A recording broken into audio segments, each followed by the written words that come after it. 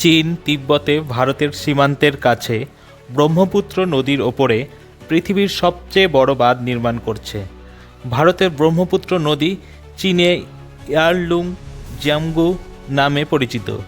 চীন এই নদীর মধ্যে হাইড্রো পাওয়ার প্রজেক্ট তৈরি করছে।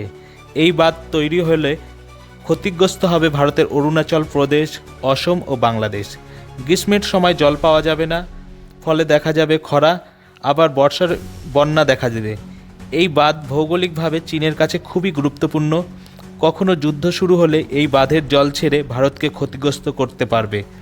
2002 সালে জলবন্টন চুক্তি অনুযায়ী বোঝাপড়া করতে হবে এ বিষয়ে এবং চীনের এই প্রজেক্টের ওপর নজর রাখতে হবে।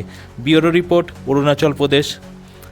এ বিষয়ে আরও জানতে কলকাতা সমাচার চ্যানেলটি লাইক করুন, সাবস্ক্রাইব করুন ও বেল আইকনটি প্রেস করুন। ধন্যবাদ।